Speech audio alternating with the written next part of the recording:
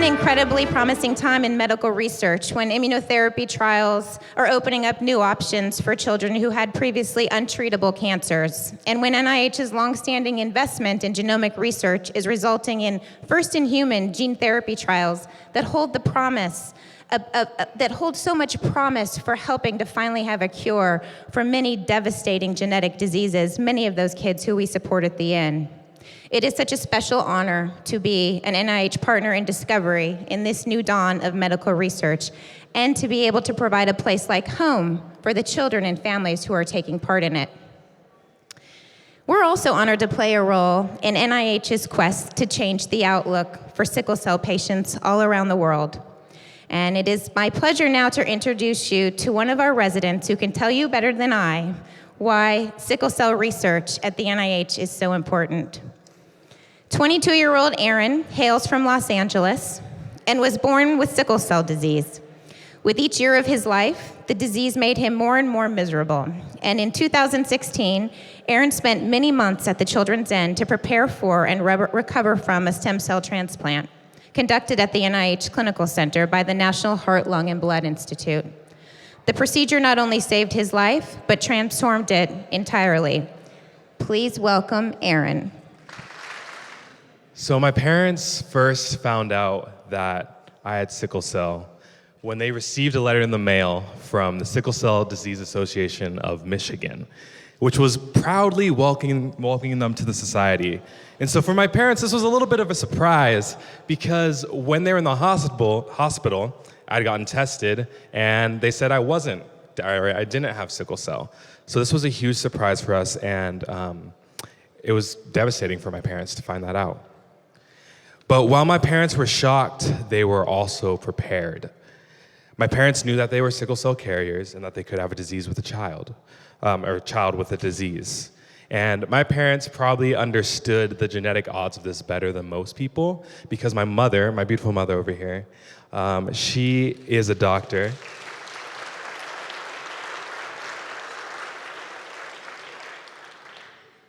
And my mom had actually learned genetics from Dr. Collins at the University of Michigan. So in a wild twist of fate, we all have, made circles around each other for years and years. But in that class, my mother would have learned that if she had a child with another person who had sickle cell trait, there would be a 75% chance that that child would be healthy, and a 25% chance that that child would have a disease. And so even with that risk, my parents decided that it was worth it. And I like to think so, because I am the result of all of that.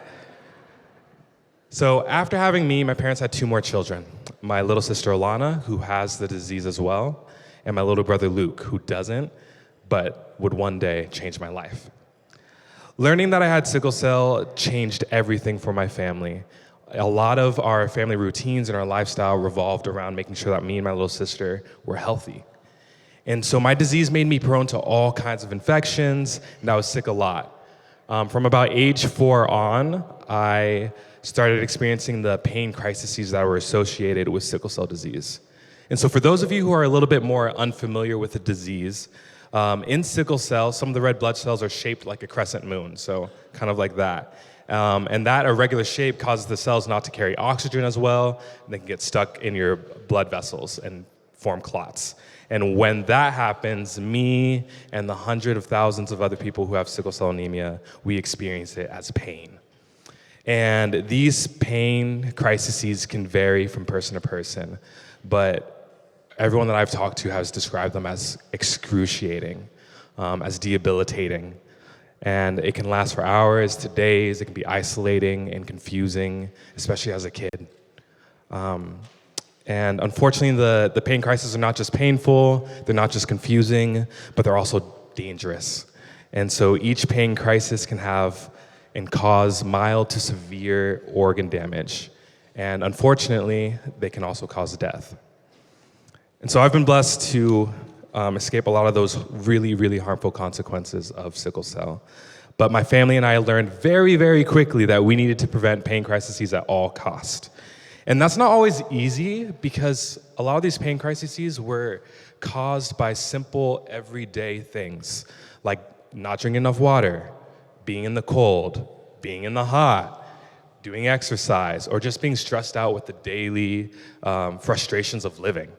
And so this meant I would avoid a lot of activities that others did for fun, like swimming in cold water. That was a no-go, bad idea.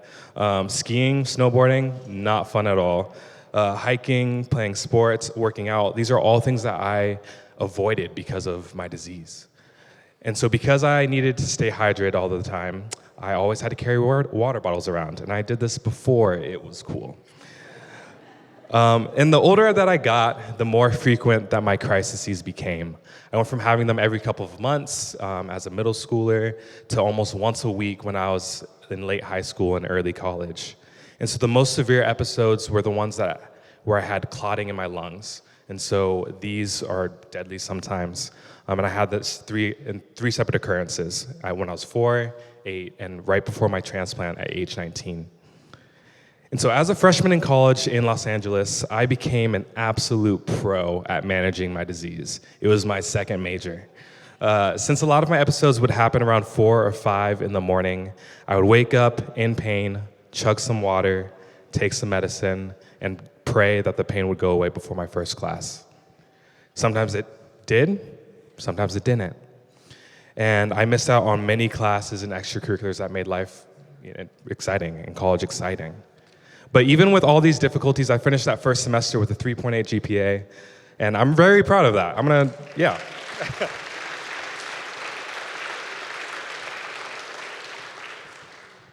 But that came at a cost. I was exhausted, I was in pain, I was frustrated, I was confused. And I began to wonder, is this even possible? Can I make it through another 3.5 years of this? However, an even bigger wonder awaited me at home over winter break.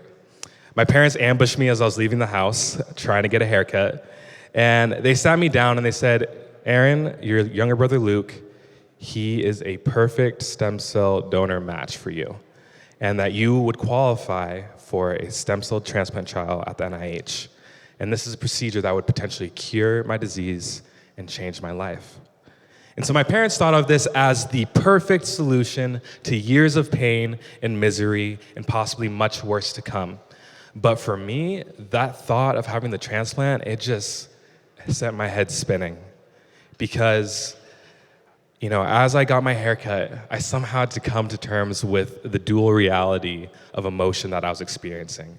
On one hand, there was joy, hope, excitement, exuberance. But on the other side, there was fear, dread, doubt, pain, confusion, all the things that come with what happens if this works, but what happens if it doesn't?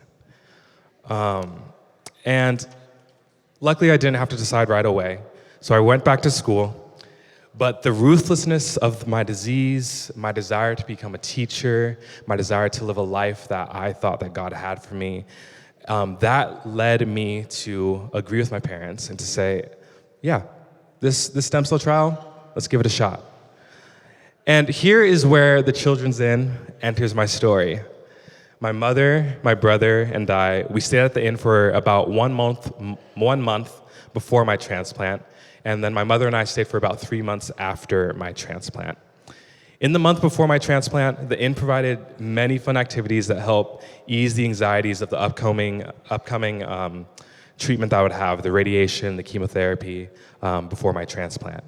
And so some of my favorite activities included sailing through the Chesapeake Bay on a schooner, watching a live performance of the Harry Potter movie, and then taking trips to see all the sites here on the mall and all around DC. And then after my transplant, staying at the inn was the best place for me to recover, and I say that without a shadow of doubt. I started feeling all this new energy, all this new excitement that I had, and I started working out the gym that's present in the gym, or at the inn, and putting in that physical work without the fear of pain for the first time in my life was miraculous. And during my 3 months there, I made friends with other young adults, with other families who were going through life-changing transplants as well. We walked with people who had success. We also walked with people who unfortunately didn't make it. And those treatments for sickle cell, for cancer, for other immune deficiencies and other diseases, and that bond of having something that you can't control, that you didn't ask for, being able to care for and support one another in such an environment as the inn completely changed that experience for us. It could have been lonely, it could have been dark, could have been depressing, but instead we found hope. And so we participated in the inn's young adult activities. We went to movies, checked out some of the best restaurants in Bethesda, and even went bowling a couple times. And so during this season, we also got fed a lot. And so typically the children's and family dinners are served by volunteers. And one night, Dr. Collins actually came through and he served us dinner. And so that was a really cool opportunity for my mother and I to connect with him again and just thank him for the chance of life that his leadership had given us. And so to everyone in this room, I just want to say thank you from the bottom of my heart. Thank you for the support for the Children's Inn, for the NIH, for all the life-changing research that is going on. You're not just changing my life, but you're going to change the life of all others around me. And so I want to finish off by talking about my sister. And so my sister, Alana, she is very dear to me. She's my little sister. I love her so much. But she doesn't have a matching stem cell donor. She can't have the same transplant that I had. And while her sickle cell pain isn't as severe as mine is and was, it still has this profound effect on her life. And so that's why me and my family are beyond grateful for the NIH Cure Sickle Cell Initiative, which seeks to find a widespread cure for sickle cell disease through gene therapy. We believe that gene therapy is the best option for sickle cell patients, including my sister, and it's what we're putting our hopes in and what we're hoping for. And so we're so excited for the continued research that's happening there. And so your continuing support of the NIH research and the Children's Inn, it's vital. It's more than vital, it's critical. It's critical for me, for my sister, and for the millions of people around the world who both have sickle cell and other chronic illnesses and devastating diseases, whose best hope is the ongoing medical research funded by the NIH. So thank you for letting me share my story with you, and thank you for your support. Good night.